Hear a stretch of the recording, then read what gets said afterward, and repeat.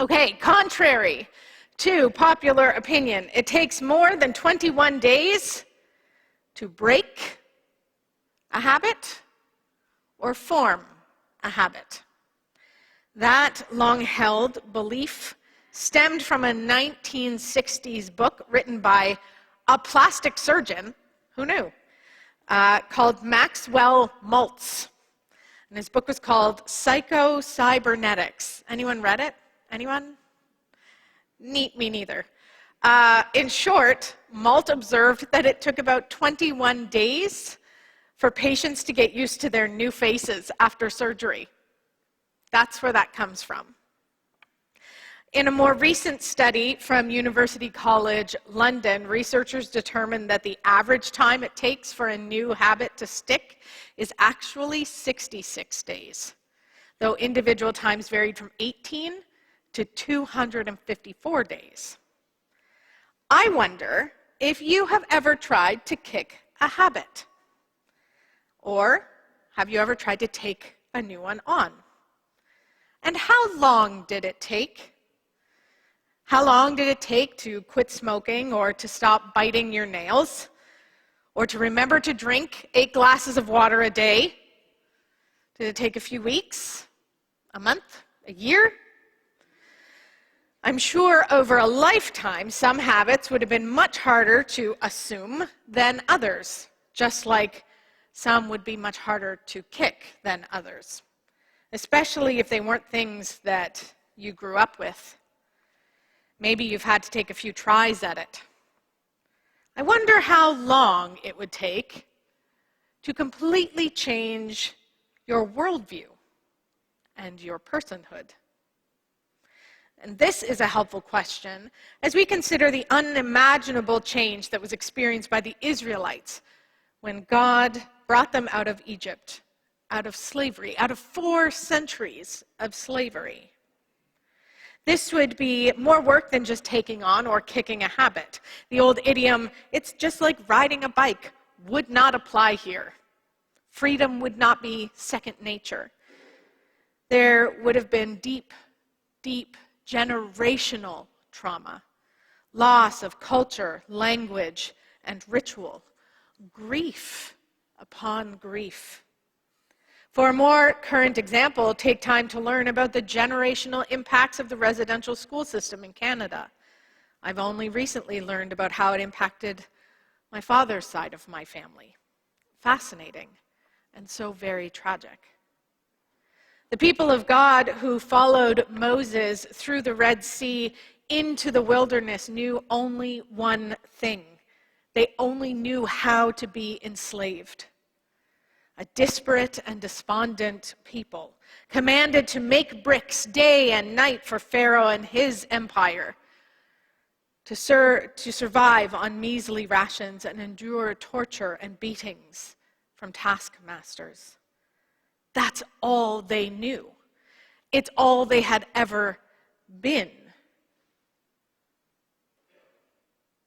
So were their parents and their grandparents and their great-grandparents, further and further up the family tree. 400 years. It's a long time. It cannot be overstated how foreign the notion of freedom was to the Israelites who had been brought out of Egypt. Looking over their stories collected, so we're past Genesis, so collected in Exodus, Numbers, Leviticus, and Deuteronomy, one could actually come to this conclusion that it was easier to bring the people out of Egypt than it was to bring Egypt out of the people. It was easier to bring the people out of Egypt than it was to bring Egypt out of the people. That is, crossing a water line to land not owned by Pharaoh is one thing. Learning how to be free people with new habits, new priorities, new ways of being in the world, molded into a unified community, a nation, bound to one another and to this God, this proved to be the much more challenging and time-consuming task. In Exodus 19, God tells Moses to speak on his behalf to the people. Thus you shall say to the house of Jacob, and tell the Israelites, you have seen what I did to the Egyptians, and how I bore you on eagle's wings and brought you to myself. Now, therefore, if you obey my voice and keep my covenant, you shall be my treasured possession out of all peoples. Indeed, the whole earth is mine, but you shall be for me a priestly kingdom and a holy nation. Don't gloss over that part. I know the tendency is to jump straight to the Decalogue, straight to the thou shalt nots. We like to have things we can hang on to, rules. But this first part is the absolute foundation for all of that and everything that follows in Hebrew Scriptures. In the narrative lectionary, the heading for this Sunday is Covenant and Commandments, which is quite correct. We shouldn't read chapter 20 without chapter 19. Here in 19, we have the restating of the covenant, and in chapter 20, we get the commandments, or the words. Do you remember last week when I made the audacious claim that God and Moses were sort of co-parenting the ragtag Israelites? Well, one of the best pieces of education I received in parenting-related books and courses is the need to connect before you direct. Have you heard that one before? Connect before you direct? That is, connect with your child first, then direct or correct their behavior. This does not apply if they run into traffic or something, let's be real. Like, this is just the day-to-day stuff. For example, my success rate in achieving the end goal is much lower when I'm on a separate floor from my kids screaming up at them to brush their teeth because they're going to miss the bus. I'm like the Charlie Brown parent, wah, wah, wah, wah, wah, wah. They just tune me out. They're not here to corroborate, but I know they would agree with that. However, when I take a minute to just go upstairs to the bathroom where they're messing around, make eye contact with them, and then remind them that the bus waits for no man, so get brushing, it's almost always a home run. Ooh, too soon, sorry.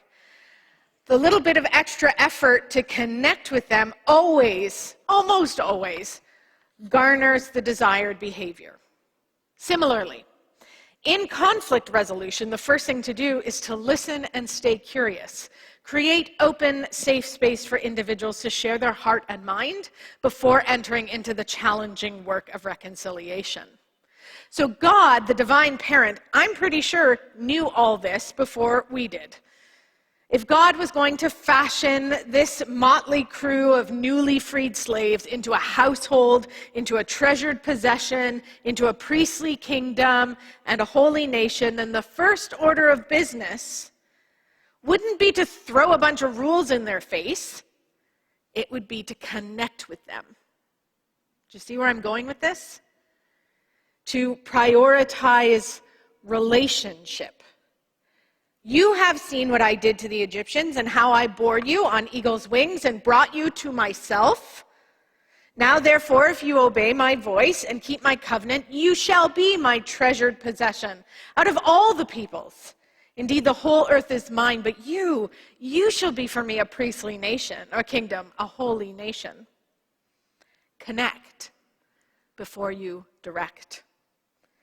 God begins by reintroducing God's self to the people. Connect. I am the God of your ancestors, the God of Abraham, Isaac, and Jacob. Connect. I am the God who has rescued you from Egypt and brought you to myself. Connect. But still, God doesn't follow this connection immediately with, now here are my list of rules.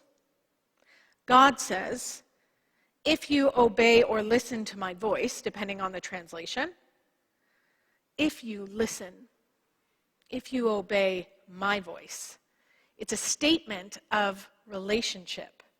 God is not about to give them a list of marching orders, a good luck handshake, and brisk off you pop. Listening to someone's voice, at least before the advent of sound systems and Joe Drake and telephones and amplifiers, listening meant being close enough to hear the other person. Stay close. Listen to my voice. Learn to trust me. Connect. I am your God. You are my people. This is our covenant, remember? Together. If you stay close, if you listen to my voice and learn to follow where I lead, if you uphold this covenant that we have together, then you shall be my people. You shall be my treasured possession, a priestly kingdom and a holy nation. Prior to the giving of any command, this is why we should not read Exodus 20 by itself. We should read it with Exodus 19. Prior to giving any of the commandments, God sought to re-establish a relationship, to establish an informed, consensual relationship with the Israelite community. God connected well before God directed. And God will continue to do this over and over and over again across the scriptures. In fact, you can even see it play out in the New Testament, where Jesus consciously connects with people before doing anything. Now, to the pragmatists in the room, yes, I realize this is the long way around. It's messy. It is very inefficient. And sometimes it can even feel like coddling. What a terrible thing that is. But I would argue that it is less the long way, and it is more like the long game.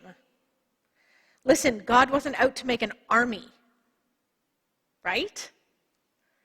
This isn't boot camp. God is out to fashion a people, God's people. God knew that this transformation from enslaved to free would be more arduous than breaking old habits and picking up a few new ones. And God knew that it would only work if it was rooted firmly in relationship and connection. Listen to my voice, God said, and uphold the covenant. Doing so will make you a priestly kingdom and a holy nation. Which means what exactly? Well, break it down a little bit. A priestly kingdom. Well, a priest is generally understood to be an intercessor between God and a people. In any time, in any religion, in any denomination, a priest is one who is set apart to do the intercessory work necessary between the divine and the mortal. And a kingdom is an established boundary of people who come under the protection and hopefully benevolence of a monarch. In regards to a holy nation, well, holy means set apart or different. And a nation means moving beyond just families and tribes and clans to a much larger, much more diverse collective, a community. So taken together, a priestly kingdom, a holy nation, would be a diverse group of interconnected people set aside to intercede on behalf of a monarch. The monarch in question here is not a human king or queen, but Creator God. And the interceding to be done will not be hoarded inside the house, but shared to all the people outside of it. Let me say this again clearly. The benefit of the priestly kingdom, the holy nation, is not for those inside of it exclusively, but very intentionally for those outside of it. The shorthand for all of this was presented back in Genesis 12 when God made the covenant with Abraham. I will be your God, you will be my people, connect. I will bless you, and through you all the nations of the world will be blessed. God's end goal, the end game, is to reconcile all of creation to himself. To be a priestly kingdom, a holy nation, is to be an agent, a conduit, set apart through which God's blessing will reach all people and invite them to a relationship with their Creator. Connect. I'm your God, you are my people. then direct. Listen to my voice, be in relationship with me, and you will be my agents, my conduits of blessing in the world. So it's only after all of that very important groundwork is laid that we actually get to the Decalogue, to the 10 Commandments. The answer that the Decalogue brings is how. Now, I'm not going to go through them all today, but let me start by saying this. Moses didn't invent them. I mean, neither did God. It's not as if some of these things didn't already exist. Murdering, stealing, coveting, infidelity, they were all basic prohibitions in most societies. Same with honoring your elders, actually. These are the basic frameworks for most communities who live together in some measure of harmony. The commandments that are different than any they have ever heard before are the ones calling us to monotheism, that is, worshiping a single God. I am the Lord your God, who brought you out of the land of Egypt, out of the house of slavery. You shall have no other gods before me. That's new. You shall not make for yourselves an idol, whether in the form of anything that is in heaven above, or that is on earth beneath, or the water beneath the earth. You shall not bow down to them or worship them. That is also new. And not making any kind of effigy, that's different than all the other religions swirling around at the time. But the commandment that stands apart, the one that really, really should get our attention, the one that's going to shape them into the people of God, is a commandment to remember the Sabbath. Okay, one of you. Not in the strict Sabbatarian meaning, although that's a fun trip, but in changing them from seeing themselves as nothing more than slave labor, cogs in a machine, their value and worth being determined exclusively by their output. Rest as resistance, Sabbath as resistance, writes Walter Brueggemann. Resistance to the tyranny of empire, resistance to the commodification of oneself, others, and even creation itself. Go ahead, as the kids say, hustle or get that bread or whatever, for 6 days though. Cut it off at 6 days, max. You must rest. And you must give others rest, lest you become like Egypt. Modern day slavery is still very much a problem. And before you go thinking it's only in developing countries, may I draw your attention to Amazon, for example. Your homework this week is to research that company and the environment in the warehouses, and the working conditions for the drivers. The conditions are inhumane. I mean, I'm not comparing Jeff Bezos to Pharaoh, but I'm not comparing him either. What does it look like to take Sabbath? Is there a time you could set aside? It doesn't have to be Sunday. Come on, we've moved past that. Right? It's about setting a time aside to not put pressure on yourself to produce. And at the same time, to not make demands of other people to produce too. What would you or I be able to do with that time? Well, I suspect we'd be able to connect with God, to learn to listen to God's voice, to read, to pray. We could use that time to connect with others, to play with friends and family, to laugh and cry. To be fully human, imagine that. We could use that time to connect with creation. Go for a hike, I'm serious. Sit by the lake, do it. Play in the dirt, it's okay, and I think it's good for you. Remember the Sabbath and keep it holy. Set it apart to remember that you are not enslaved to the empires of this world, nor are you an overlord. Remember the Sabbath.